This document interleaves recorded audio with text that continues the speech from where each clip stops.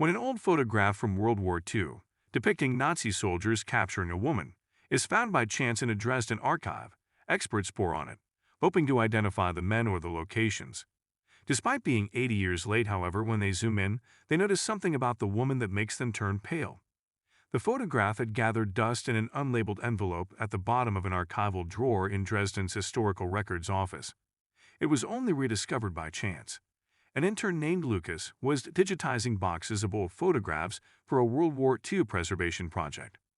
The image, black and white and strangely well preserved, was unremarkable at first glance. 6 Nazi soldiers in uniform standing in front of a brick wall, flanking a woman whose hands were tied above her head. But 80 years after it was first taken, it was about to reveal something remarkable. Something about the woman's expression stopped Lucas mid-scroll. Unlike many other wartime photographs that captured the panic or despair of the moment, this woman seemed defiant. She was surrounded by Nazi soldiers, but she showed none of the fear she must have been feeling. The young intern found himself admiring the woman's bravery for a moment before returning to his task. He tagged the file simply "Nazi soldiers capturing woman" and uploaded it to the central system before moving on to the next photo, thinking nothing more of it. However, there wasn't just Lucas who admired the woman. Within days, historians, digital archivists, and forensic analysts were poring over the image. The file was marked for priority review, largely because of the date scrawled on the back, 14th October 1944. That alone was significant. It was a time when documentation was scarce, especially in the Eastern Territories, where Nazi units had begun hastily destroying records. But everyone wanted to know more about the woman. Who was she? Why had she been captured? What had happened to her after the photo? The photograph spread across online history forums and then into mainstream media, leading to a surge of speculation. Everyone wanted to know why this particular moment had been captured. There were plenty of records showcasing Nazi atrocities, but in the grand scheme of things, this treatment of the woman was quite low on the scale of things they'd done. Some people said the photo was fake. It had been staged. They refused to believe that the woman's defiant expression was real. They argued that being tied up like she was and surrounded by 6 Nazi soldiers would be enough to instill fear in anyone. Then came the twist. A team of visual forensics experts at the European Center for Historical Imaging conducted a high-resolution zoom-in analysis of the photograph. Their goal was simple: examine the uniforms, verify location clues, and possibly identify the regiment. That way, they might be able to put names to the soldiers in the photo. While everyone had an interest in the woman, the experts understood there was little chance of ever discovering who she was. But as they magnified the area around the woman's left wrist, they turned pale. Suddenly, the soldiers were of little interest to them. It was the woman who had captured their attention. There, etched faintly into the leather strap binding her arm, were the initials FH that might have meant little on its own. But they understood that no detail in a photo like this was insignificant. They knew that FH had to mean something. One of the researchers took it upon themselves to cross-reference the initials with resistance records from the area. They didn't actually expect to find anything, but late one night, they stumbled across a name that seemed to almost jump out at them: Frederica Haas. The researcher took his findings to the rest of the team, and they all agreed they couldn't get their hopes up too much. But it was a positive step. The search that followed was meticulous. They combed through long-abandoned civil registries, decoded scribbled field reports, and unearthed interrogation transcripts never previously translated. Frederica Haas had appeared only a handful of times in wartime archives, always as a rumor, never confirmed. She had been referenced in one Czech intelligence communique as a courier of remarkable nerve. The discovery was enough to shift the tone in the room. Where curiosity had once guided their efforts, reverence now settled in. They were no longer just studying a wartime photograph. They were standing at the edge of a human story, one that had waited 8 decades to be told. All they needed to do was confirm that the woman in the photo was actually Frederica. Further analysis of the leather strap itself revealed it had been fashioned from a German-issue rifle sling, repurposed hastily, likely in the field. This detail told them something else. The arrest had been done quickly and possibly without full procedural oversight. There was no official documentation accompanying the image, no stamp or photographer's mark, which was unusual for propaganda shots of the time. It hinted that the photo may never have been meant for public eyes. They couldn't fully explain the presence of the initials, although similar had been found before for people considered a threat to the Nazi regime. perhaps indicating that resistance members and other Nazi enemies were labeled. There were precedents scattered through various archives, with references to field units marking key detainees with identifiers, sometimes chalked onto coats, other times carved into equipment or makeshift restraints. It was thought to serve a dual purpose: a warning to others and a crude tracking method when processing prisoners outside of formal channels.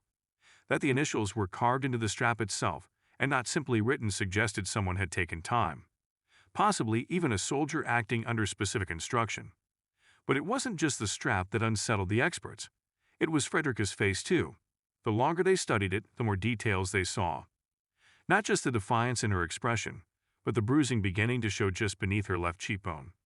In the original black and white photo, such details had been hard to see. But now, with the colorized version they'd created, more of Frederica's story was being revealed. A swollen area near her jawline suggested a recent blow. Her wrists were red and strained from the tightness of the bindings. Still, her chin remained lifted. Her eyes hadn't dropped to the floor. She still had fight left in her. That gaze was not accidental.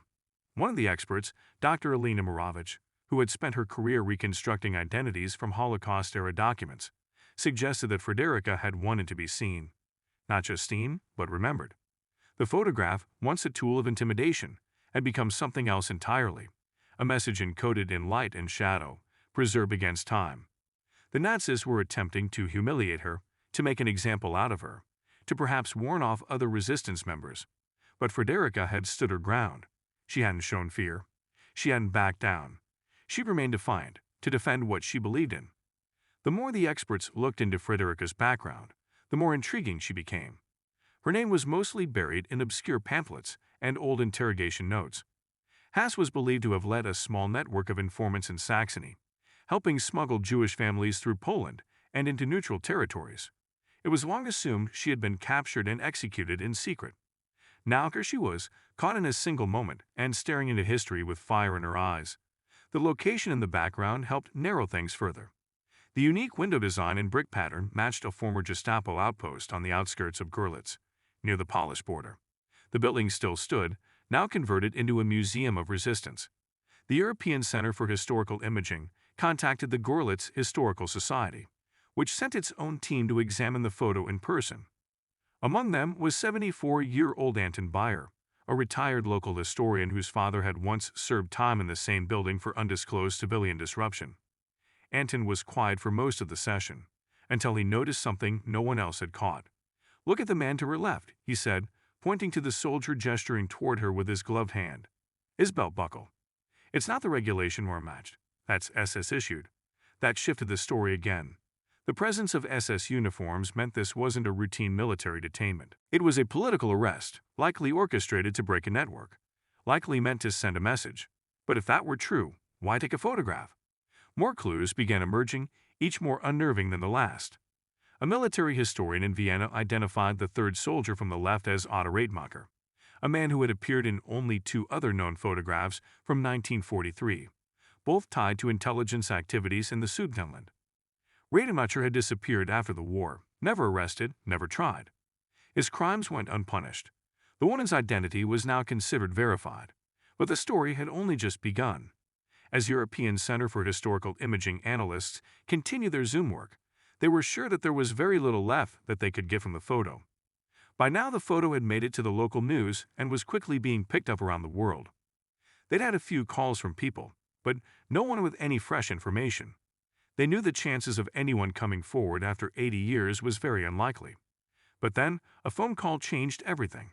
It came in late on a Friday afternoon. A quiet voice, thick with age and uncertainty, asked to speak with someone involved in the photograph.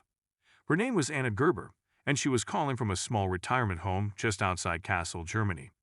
The receptionist almost dismissed the call until Anna said, very simply, "I knew the woman in the photo.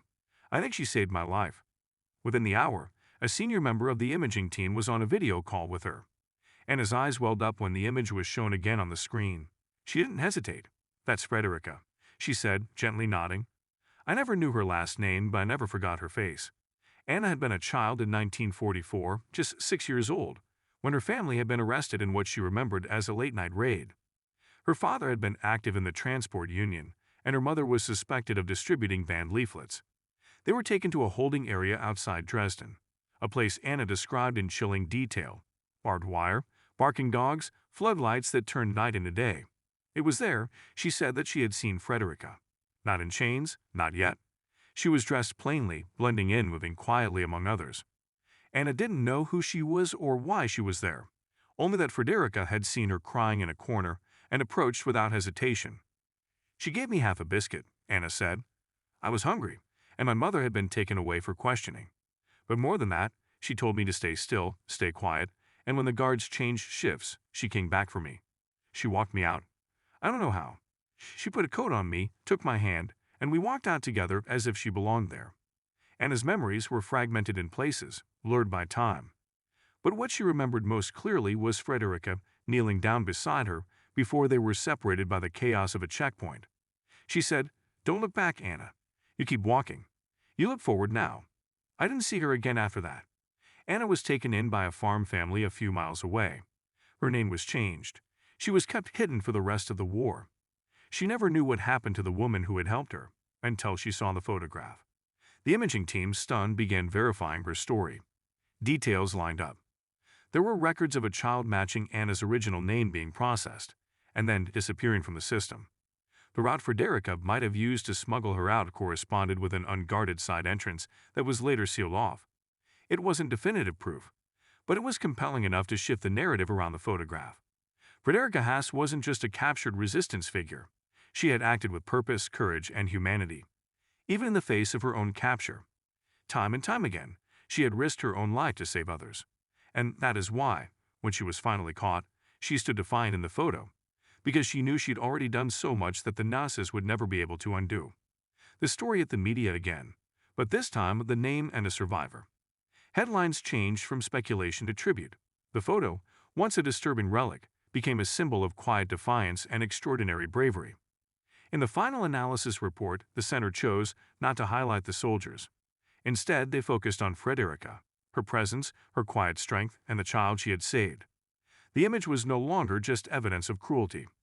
It was proof that even in history's darkest moments, some chose to do good.